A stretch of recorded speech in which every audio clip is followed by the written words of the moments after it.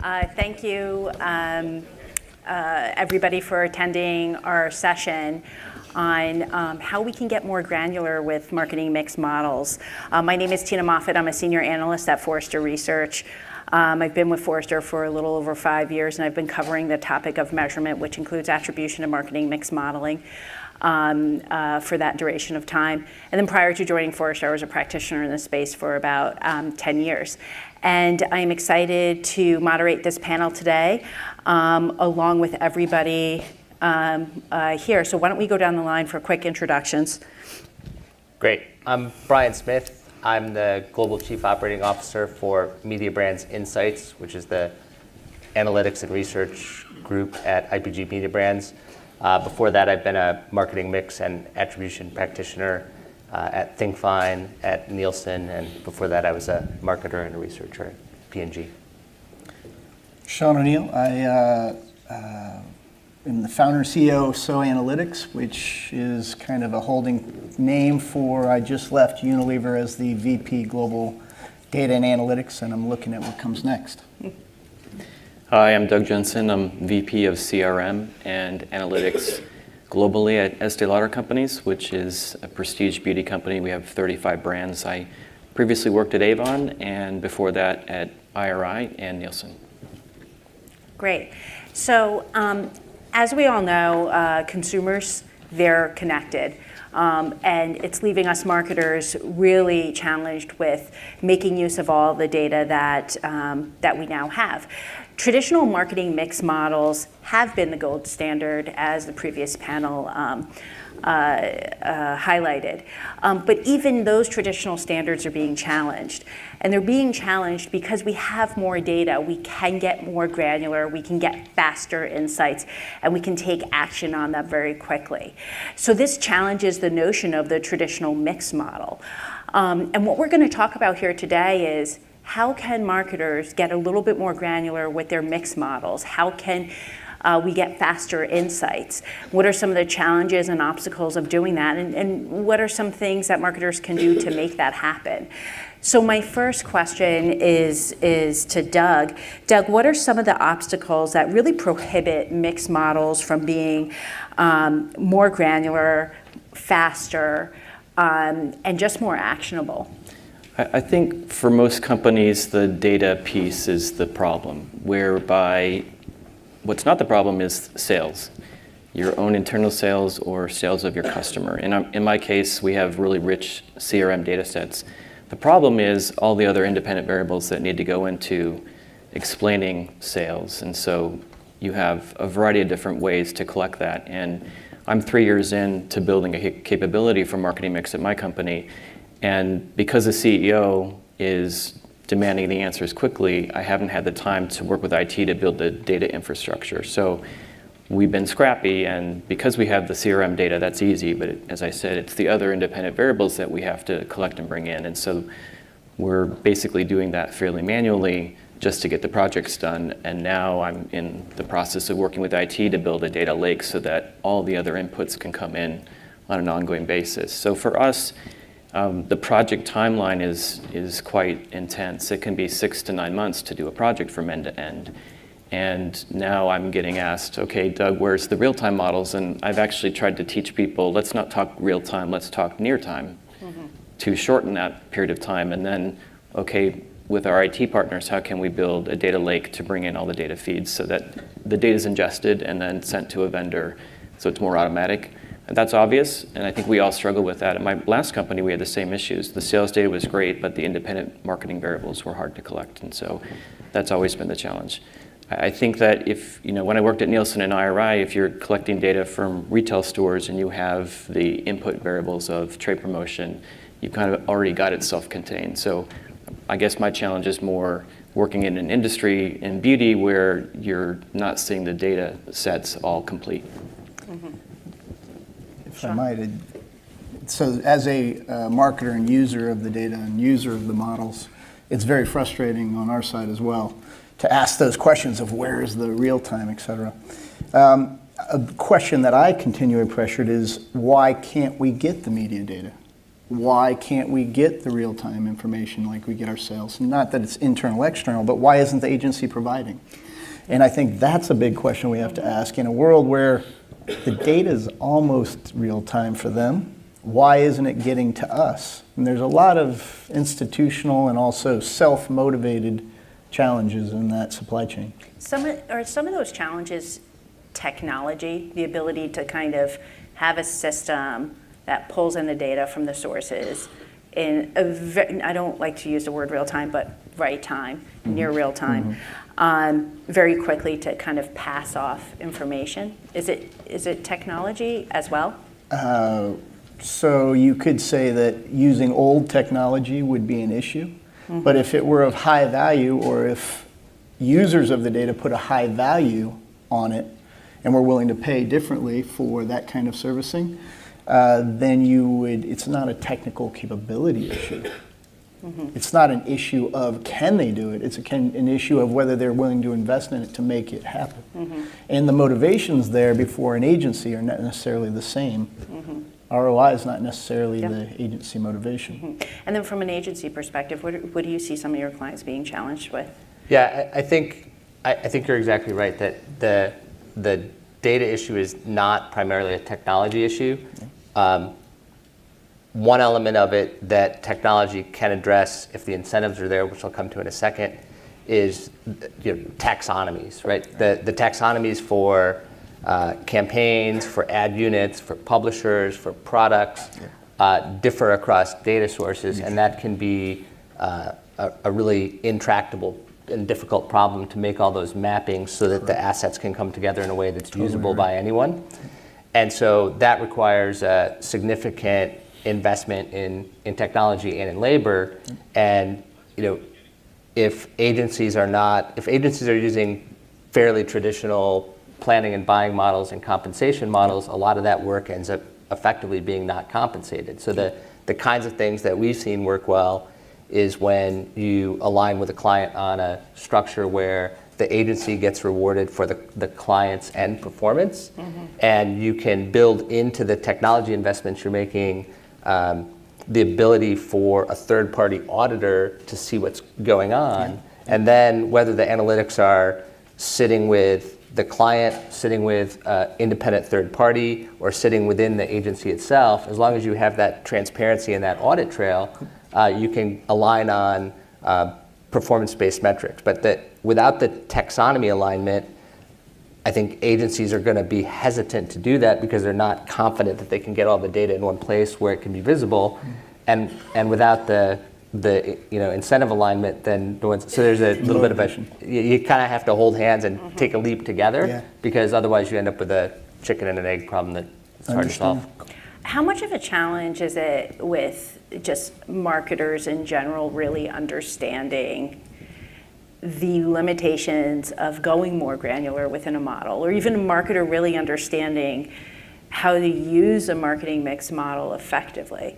And I'll give you a bit of background. What we're finding at Forrester is that marketers may be using these models and they're still thinking in silos. They're not looking strategically how they can use these models to transform planning. And as we go more granular and faster with the models, I think it's really challenging the marketers to understand the notion of what the model can do. Do you find that as well? Absolutely, but I'll flip the table here a little bit, and I'll suggest that most of us drive cars or we use mobile phones. We aren't trying to understand how those things work. We get at the steering wheel, we turn it on, and we drive the car. We get our mobile phone, we press a few buttons. That's why Apple is Apple and why it's changed the world. What we've had a problem with in the marketing and analytics space is engineering and science, presenting it as engineering and science and not presenting it from the marketer's view of the consumer and the way things work, and also just massively simplifying the way we provide visualizations, models, tools, so they press one button that's specific to their function and specific to what they want to do. We really have to think about getting analytics, modeling, attribution, everything that we do in this space, algorithms, AI, and everything to come. We got to start getting it out of the back room and getting it out in the front room. And to put it there, it's got to be sexy. It's got to look good. It's got to work within the space of a daily marketer's job. You don't think that's happening though? So I'd like to jump in and say, yes, I think that the whole industry has done a really good job at teaching CEOs and CMOs to ask for accountability. So the idea of marketing mix being a pretty standard practice is there. And I would say if you didn't have the top-down support of it, you can't actually operationalize it very well. And so I've been fortunate to work in 2 companies where from the top down it was a critical need to be there. From a marketer's perspective, from a marketing analytics perspective, I think your job as an analyst is to look at all the different data pieces and bring the holistic picture together, which is why I prefer marketing mix as a technique to understand that strategic question. What's driving the business? What's the best return on investment? What's the best way to move money from here to there? And attribution, I think, is a really great technique when you're asking a very pointed question in just the digital e-commerce space. So we think about them as serving 2 different needs. But going back to the original question, I think that I don't see in many of my situations of, do we understand what we're going to get out of this? It's very clear, and my problem is demand. I don't have enough people to serve the demand that the organization needs, and that's a good problem to have. Yeah. So Doug, now that you're at your organization, what are you doing now differently in building this mixed model that you haven't done before? Are you adding a level of granularity to stretch the model to get deeper insights? The granularity question I think is a good one. So as we all know, if you're doing a marketing mix, you're going to be at a fairly aggregate level, and we know the questions about digital performance are obviously much more granular. So we think of it in a fairly simple 2-stage approach. So how does the digital efforts drive website traffic, and then website traffic as an input into a sales model? Is that perfect? No, but is it a good compromise? I think so. So that multi-stage approach allows us to really measure a lot of the digital efforts without having going down to an attribution modeling perspective. And I think by doing a pretty good job in measuring each of the digital ROI. So when I say that, I mean we can measure email marketing, affiliate marketing, performance awareness, media, all through the same technique. So I don't have a challenge in using marketing mix to do that for us. I think if you've got a smart vendor who can go deep and you have the data itself to go into that, I think that's good. I think the other thing that I'm seeing happening is people like Google and Facebook are realizing that marketers are using these tools, and they're getting smarter to say, listen, we'll partner with you and give you better granularity. So 2 years ago, we were using Google Trends, let's say, to get information about search trends, which is a really blunt instrument. So now Google says, we'll partner with you, we'll give you exactly the right data coming out of our platforms so you can input that into your models. And we welcome that because that helps them, that helps us. That's huge.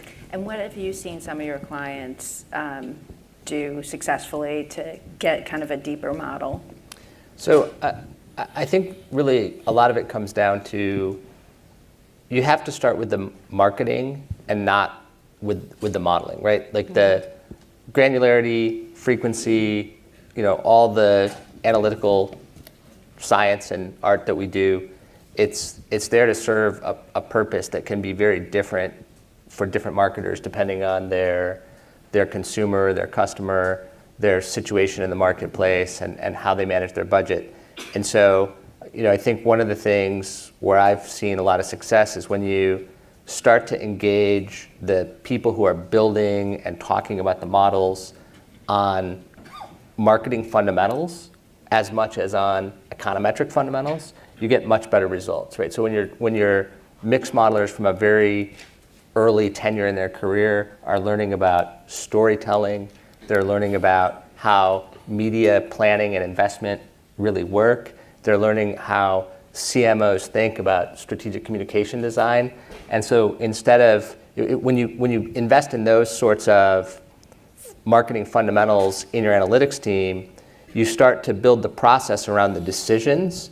And when you come to a data gap, you figure out how to cope with it. The alternative that doesn't work nearly as well is when you kind of build it around what data you have and can harmonize and is easy, and you build this giant technology platform, and then people are like, oh, well, that's really great, but doesn't work for me. I already knew that search was effective at the end of the funnel, right? So for me, a lot of it is remembering that the marketing analysts really need to be legit marketers, and if they're not, you're going to always be sort of sub-optimized on that. It's easier to teach an econometrician about storytelling and communication theory than it is usually or more productive, maybe not easier, than to teach a CMO to like think about the impact of multicollinearity and how that introduces art where the science should be. Like that doesn't work. Yeah. Somebody brought up a concept earlier about democratization of data. I think the big challenge ahead is democratization of analytics. Yeah. And how do you accomplish that in simple, consumable, don't train the CMO to do collinearity, things like this. It's the whole principle way of we operate in the space. So Sean, how do you, we've talked about kind of the level of granularity that marketing mix models kind of need to be challenged to add more level of data. Where does attribution fit in that, in your point of view? I like to use the concept of, I use mix modeling to give me overview, and I use attribution and the concepts of attribution to answer specific questions in depth.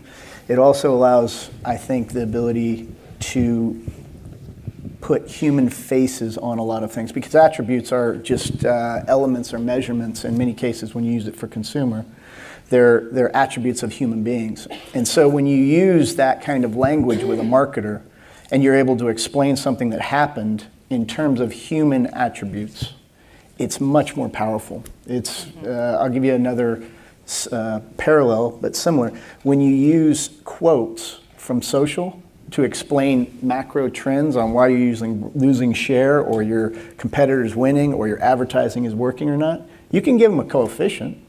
Or you can say, because the dancing man is funny looking, and we have 42 different versions of that one quote, the impact is dramatically different than it's a 0.7 coefficient, correlation coefficient to this kind of behavior.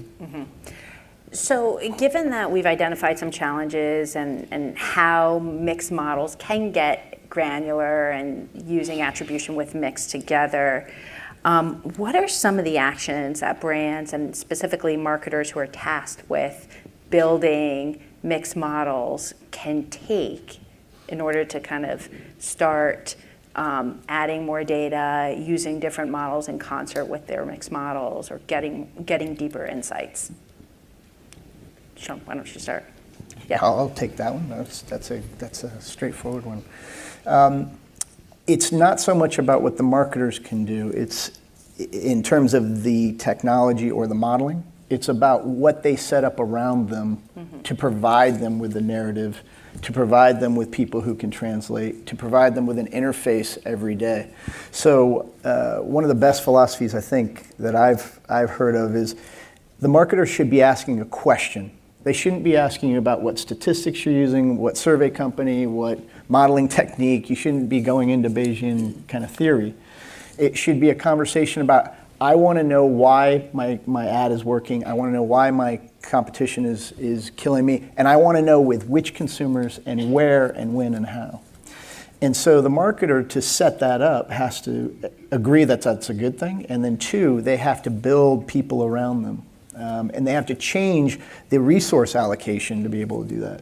You have to have people who are sitting there doing Excel reporting every day move over and do different kinds of things. You got to leverage the great data science you have in an organization, or the third parties that you're working with. You got to leverage these folks and then put a layer to help you translate in between.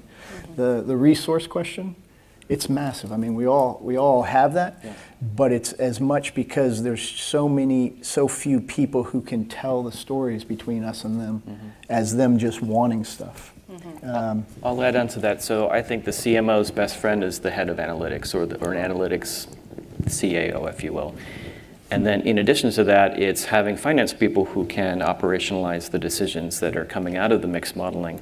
So in my case, we have a set budget cycle, and my job is to make sure I'm delivering in time so that the information can be used and leveraged so in time for budgeting. So you can do reallocation on the fly. So you can do reallocation throughout the year, but I have found that your best bet to make it actionable is to make sure you deliver in time so that people can access it for the budgeting process. So I think a CMO having a strong analytics team as well as a strong finance team to operationalize it. And of course, then everyone else who's doing the marketing, they need to understand what we're measuring and how effective it is. So I think all of those are important, but it's often the case that I think marketers or CMOs today know that that's important. So I don't think that's the issue. I think it's more about either the granularity or just getting the data and or the resourcing just to get this work done so that it can be used. I think it is being used. I think understanding the best way to do it in a timely fashion is important. So does anybody on the panel think that the relationship between the CFO and the CMO has drastically changed? And if so, how? My assumption is that CFO and CMO are becoming closer. CFO is putting pressure on CMO because they have all this data. I mean, would you agree with that, or what are you seeing in your organizations? I agree completely. Yeah. The number one thing that you're seeing is IT budgets. Mm-hmm. You see this all over the place, which is how much IT budget is controlled by the CFO today versus the CMO. And there's been a massive shift from financial side and financial wing over to marketing. And with that goes decision making, ability to do things, innovations with the rest of the board and the C-suite. So I see it in the numbers as much as in the behaviors.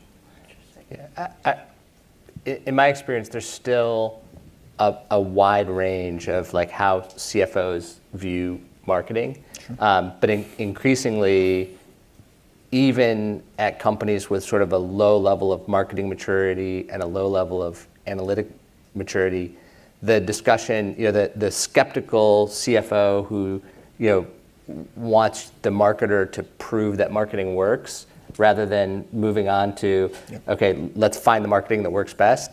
That's becoming increasingly rare, and the marketers are in a better position than ever at any level of maturity and sophistication to come back with, here's your proof, can we move on to optimization and growth? Right. So that I think that conversation is shifting in a way that forces them together and brings the IT or IT technology teams into it as well. Into the CMO organization. Brian, I want to go back to the original question, which was what are some actions brands can take to take advantage of more granular data in their media mix, marketing mix models. But what can agencies do to help that as well? What are the actions they need to take? Yeah, it's really interesting. I spent, I've been in an agency for a total of 4 months, so I spent a long time thinking about the gap between insight and action compared to independence, right? And as someone who is outside the agency, I always thought that independence was really critical. And I think if you're doing backward-looking accounting of what happened and how much value it had, independence has a lot of value. But as you increase frequency and you increase granularity, the model of I give you a PowerPoint and you sit around and think about it and challenge it and go have a meeting with the agency and put it in next year's plan. Like that's way too slow, and it's about the worst like UI connection to the data that you could ever imagine. So what I've seen at media brands really is that if you can get the optimized insights into the hands of the planners when they're planning, operating against a transparent model and aligned principles with their client, you can get things done really quickly, and you can use technology to generate an audit trail of what happened and why and what it would have been. And that model, because of the immediacy of it, there's a benefit there that compensates, right? Like it's never fully independent. People are not necessarily auditing the code of the model itself. Yeah. But if they see, well, we did this and you got this growth, and we did this and you got this growth, and we did this and you didn't get any growth, so you don't have to pay for that one. Yep. If you can make that transparent, the independence kind of goes away, and we're just all on the same team operating against the same objectives. So that to me is a really strong model that I didn't really fully appreciate the power of that until I saw it in our organization. And of course, we're trying to bring more clients into that model. So that's a great pivot to my next question, which is, as mixed models become deeper, granular, the updates are more frequent, how does that change budgeting and the planning process and the governance around it? Yeah, so that's really interesting. I think the first thing is you have to really be organized around the consumer, the customer, and their path to purchase, right? The idea, like if you have the ability to optimize across different media channels and across different audiences in real time, you need to be set up as an organization so that those conversations are possible. The other thing is, as you increase the number of dimensions that you can see and take action on in real time, the possibilities for what to do become effectively infinite. Like they outstrip any human's ability to pay attention to all of it. So, as we get into really strong technology, bringing those sorts of answers to the surface, prioritization and marketing fundamentals become more important than ever, right? If you know who you're trying to reach, what you're trying to do, you can focus on going deep on a few big opportunities and let the other stuff sort of stay on autopilot so that you're not overwhelmed and paralyzed by the data. The other thing is that, in my experience until very recently, marketing mix is almost always about channel allocation over time, and attribution and closed loop measurement tends up being also about who, like audience, how to reach the audience. And I think as mix gets more granular and as we see continued convergence or unification of mix and attribution, the audience conversation comes into mix models in a very powerful way. So instead of just optimizing what and where and when, you can also optimize to reach the audiences with the highest value.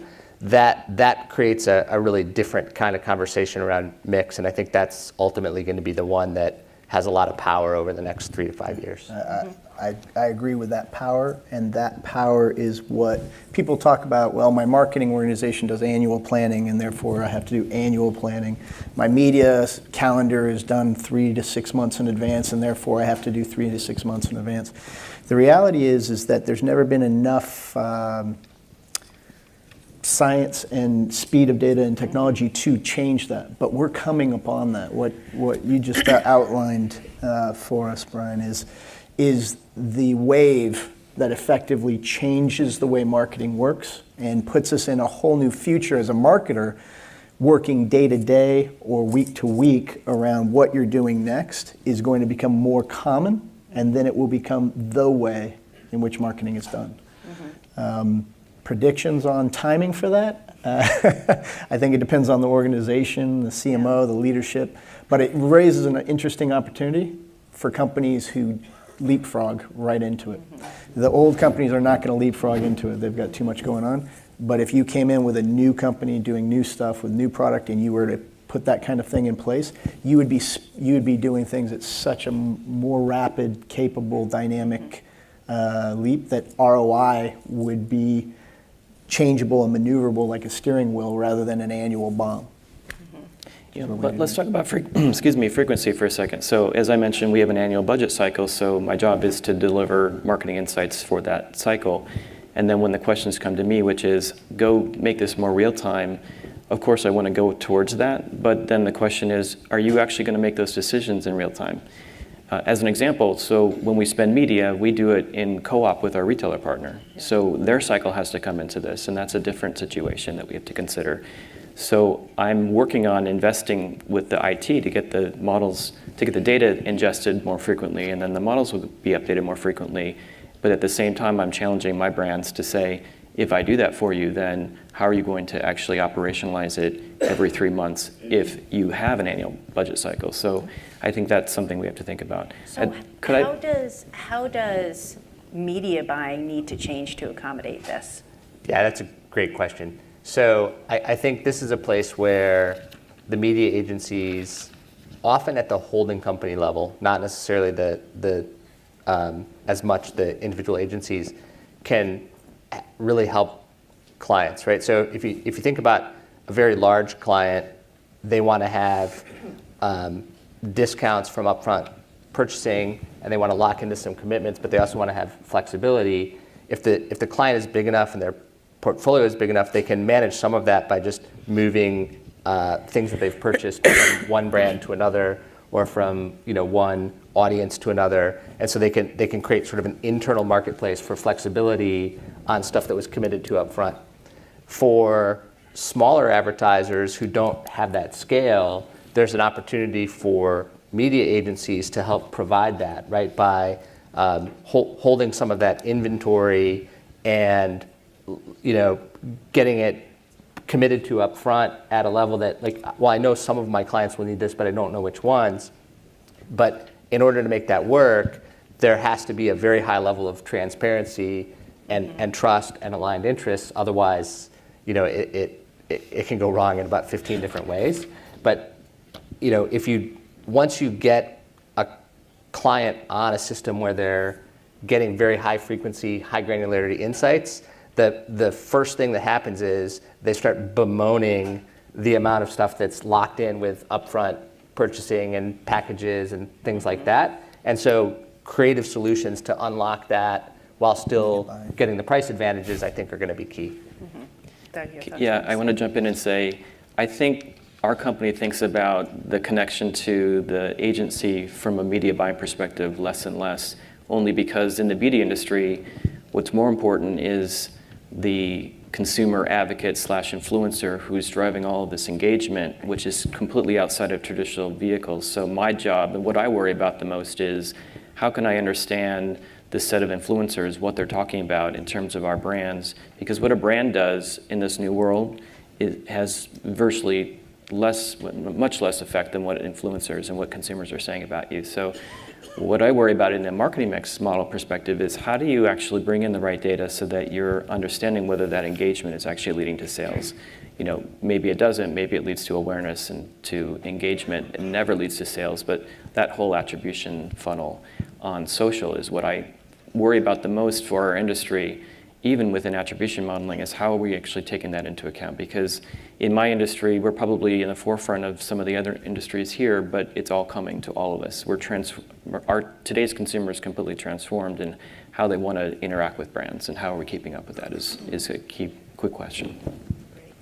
Now, Sean, Brian said something really interesting that struck me, which is, as media planning and budgeting will change, the notion of infinite possible ways to connect with customers and to buy media. How does that change, from your perspective, the resources and talent and expertise needed to achieve that? So there's a few layers to that question. The first thing is, and I'll use an analogy, is when we sit in a room like this, we have 5 senses, but we focus in. Our minds tend to go to an exception-based model. You focus on listening, hearing, the temperature only if it gets out of context. If there's no loud sounds, you don't use that too often, except from what you're focused on. So the more information factor will be mitigated by exception-based tools, and that will require tech, and that will require the right interfaces. Again, going back to simplified interfaces. Big data isn't really big data if it's coming to you in the things that you need and only when you need them. It's right data then. So data and the tools, the tech that filter our ability to deal with these will be one thing. The second part of it is changing the way in which we make decisions and filter.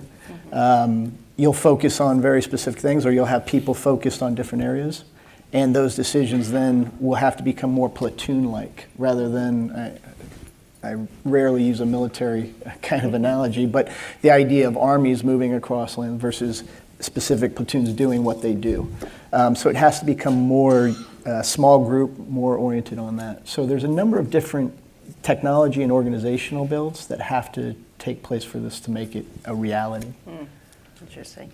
So, I mean, there's tremendous amounts of implications with mixed models becoming more granular, using other models together, attribution models, as an example with a mixed model.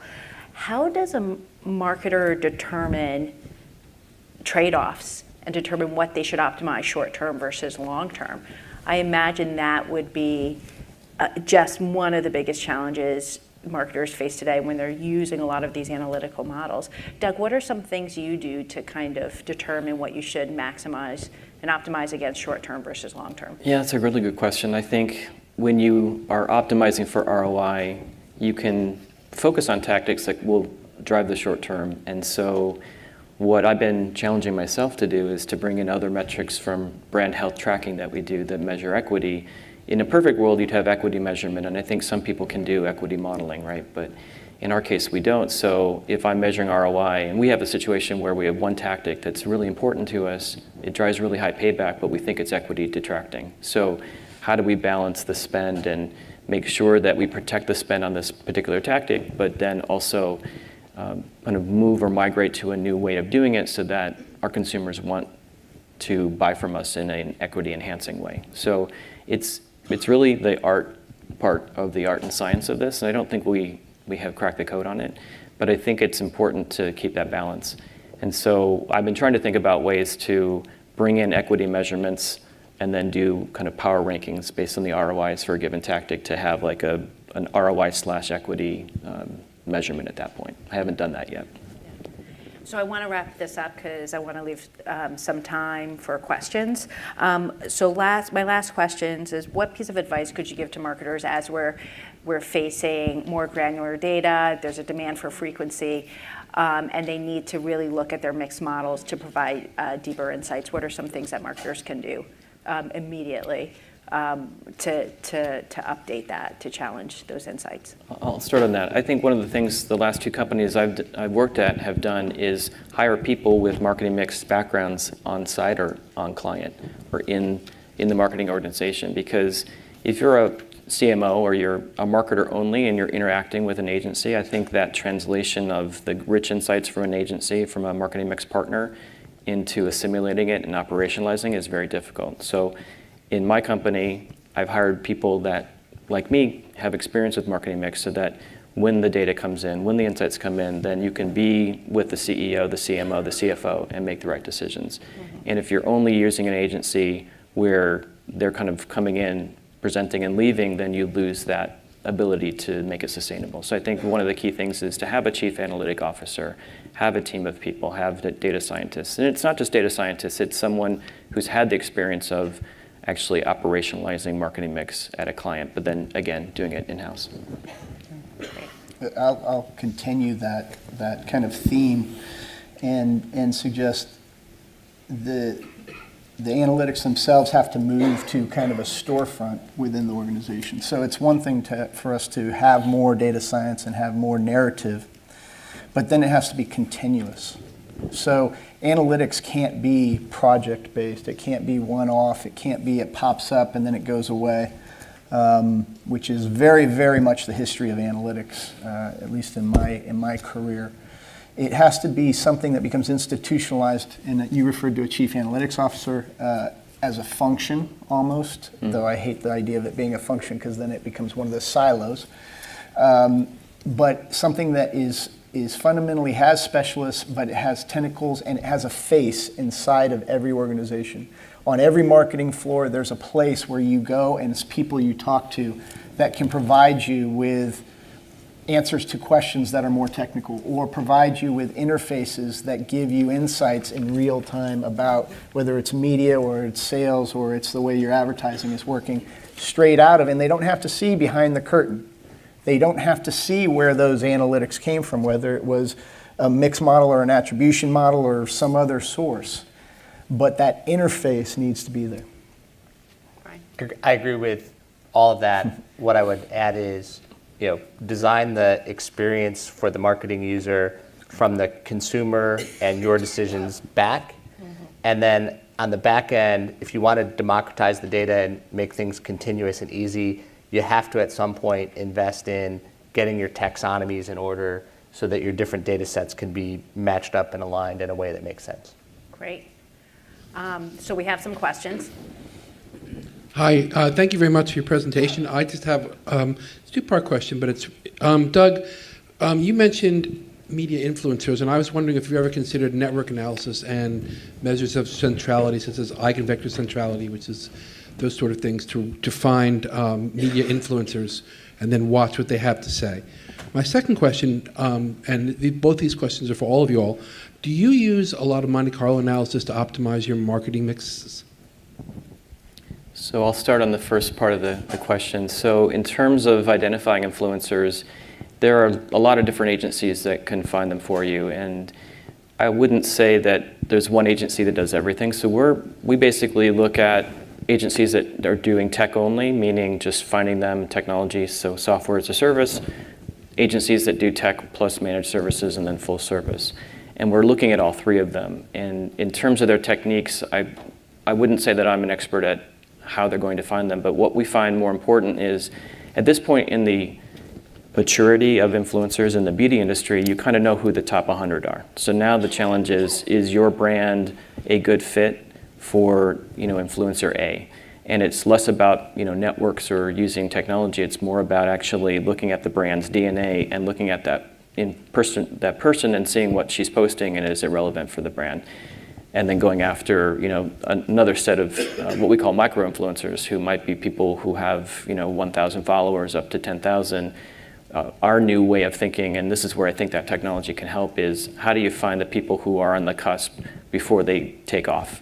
Because oftentimes you find the follower count for some of these emerging influencers go up really quickly. And so we don't know how to find that. And so I think that's a good technology to think about. In terms of your second part, Monte Carlo simulation, we do very simple simulation in basically using the ROIs that come out of the model. I mean, there are firms like MMA who have technology where you can look at where you are in the diminishing returns curve of a given attribute. We can use those kind of tools, or we can do very simple simulations using Excel. So we span the gamut of that depending on how quickly we can turn around whatever we're requested to do. On the Monte Carlo point, quickly, one thing that I think you'll see is that simulations relying on random draws like that have a place in the toolkit, but I think those work best when you have very strong theory and not as much granular data. There's a firm called ThinkFine where I used to work that used that extensively, and even in their model, as they started to get more granular, they started walking away from that and working with more things that look like counting and like simple algebra as the final simulation, and that increases speed, it increases usability. Clarity. So I think if you have really granular data, those sort of simulation-based approaches are less critical. And we're out of time, unfortunately. I'm getting the axe. But I'd like to thank our panel for joining me today. This was a great discussion. And thank the audience for participating and attending as well. Thank you, team. Thanks.